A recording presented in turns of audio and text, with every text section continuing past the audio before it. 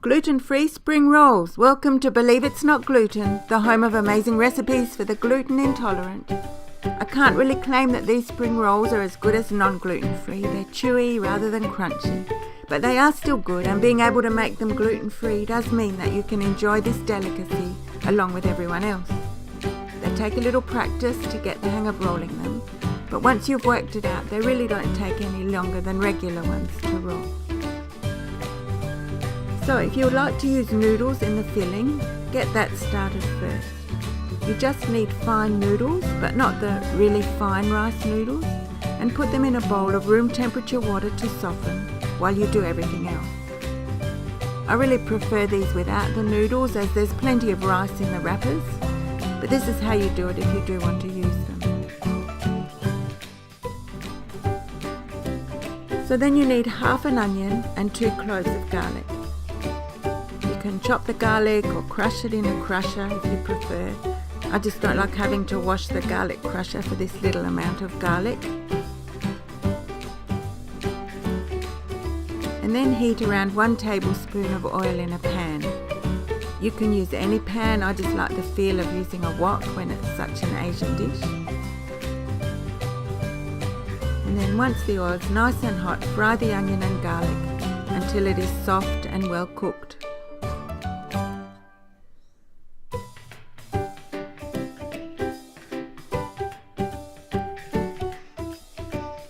If your heat's high, you'll need to stir it all the time.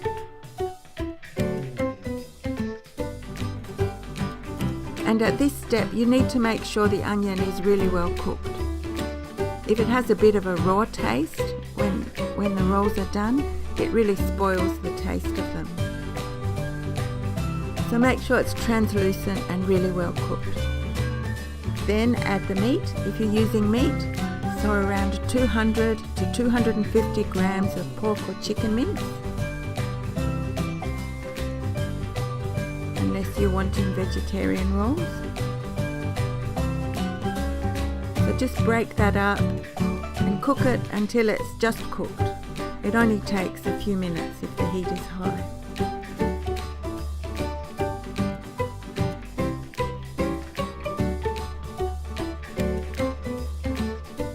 Once it's cooked, you add your flavourings.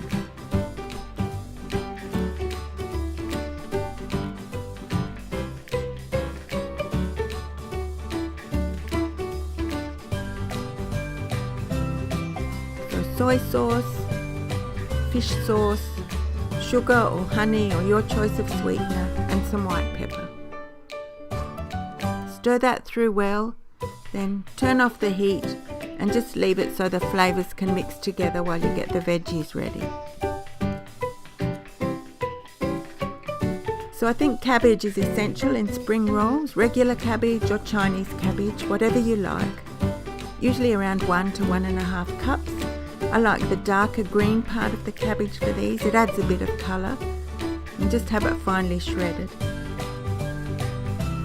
Then a few spring onions. You can use as much of the green leaves as you like. I usually use up to about halfway up the leaf.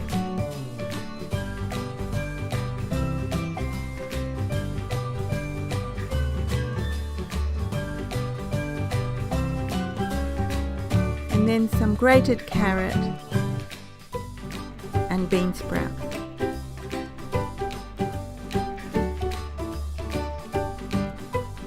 You can actually use whatever mix of veggies you like. If you don't like bean sprouts, just add extra cabbage. You just want about 4.5 cups in total of vegetables.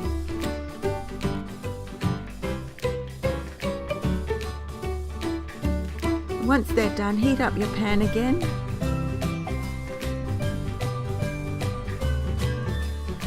And tip them in. Now you don't want to actually cook the veggies here, just toss them around for a few minutes, just until the volume of the mix shrinks down a little. They're going to cook more later, so if you cook them too much here, they will be all soft and tasteless by the time the rolls are finished.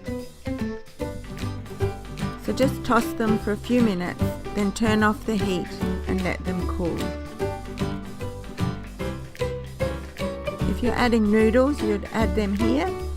So just take them out of the water and chop them roughly.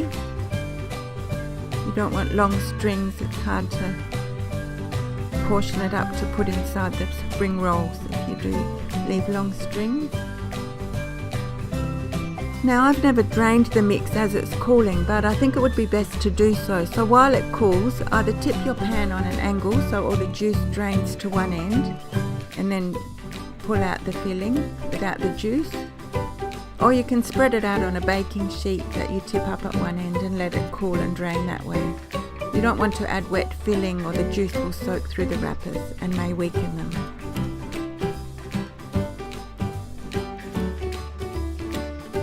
Once it's all cooled and drained, you can wrap the spring rolls.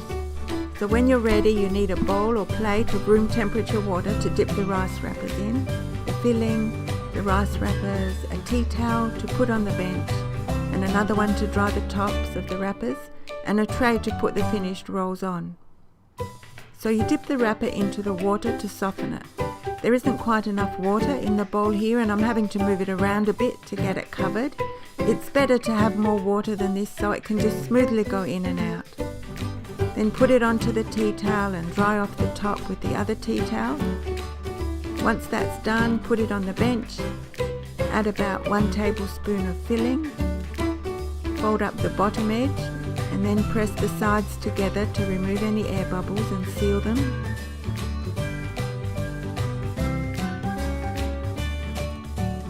Then fold the sides into the middle. Try to squash the filling back as you pull back on the filling as you roll it to get all the air bubbles out as you go. Then put them on the tray or plate. Make sure they don't touch each other on the tray or they will stick together and then break when you try to separate them. So repeat that with all the rolls. Don't add extra filling, they'll just burst when you cook them because they won't be able to seal properly. And the idea of trying to get all the air out as you roll them is because the air expands when you fry them and that will make them burst. Then they absorb a whole lot of oil and taste disgusting and are inedible. You're aiming for a tightly sealed roll that doesn't let any oil in anywhere. By the time I finished this video, I found an easier way of rolling them. So just a smooth, steady flow through the water, not too fast, not too slow. Dry them off and put them on the bench. You want them to still be a little firm at this stage, but not brittle. If they're still brittle, when you try to work with them, they'll just break and then you have to throw them away and start again. So fold up the bottom and then seal in the edges as before. Press them until they stick together. Then fold them over and as before pull back to get rid of as much air as possible in the filling.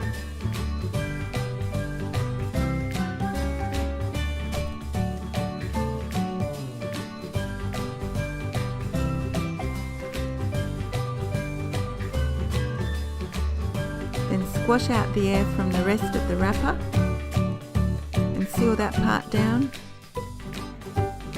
You can see it still has some firmness. Roll it up and then squash in the ends at the end. Any rough edges, just squash them in at the end.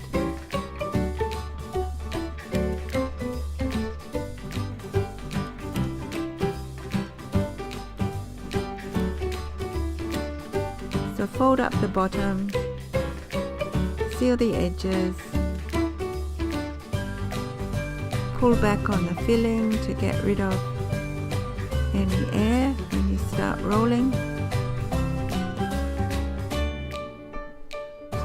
Press the air out at the top, roll them up and squash in any rough edges on the end. I think they're better to be shorter and fatter rather than thin and skinny when rolled. You can see here the wrapper still has some stiffness in it that makes it much easier to control. If you need to, you can stand it up and shake down the filling if it's got a bit messy. And when they're done, you can shallow fry them or deep fry them, whichever you prefer. These are going to be shallow fried. So you would need about 1.5 centimeters of oil in the pan. Get that nice and hot.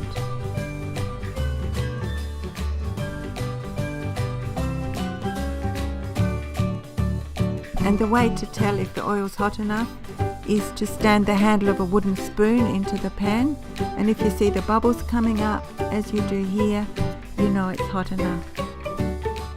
So don't leave them too long after rolling before cooking, the sooner the better. You can make the filling as long as you like beforehand and keep it in the fridge, but once they're rolled they need to be cooked. Now when you're cooking them, just stand back in case any split and oil splatters out.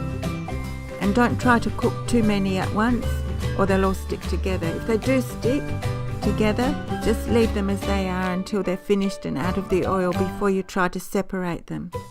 Or the wrappers will break and then the rolls will just soak up all the oil again. So once done, let them drain for a couple of minutes on a metal rack and keep cooking the rest of the spring rolls. Now if you serve them straight off the rack onto a plate, you'll find they're still a little oily. So it's better to drain them on some paper towel and dab the tops to remove the last bits of excess oil. You wouldn't do this with normal spring rolls, that would make them go a bit soft, but these aren't crunchy anyway, so it's not going to harm them. So keep going until they're all done. They only take about 3 minutes on each side to cook.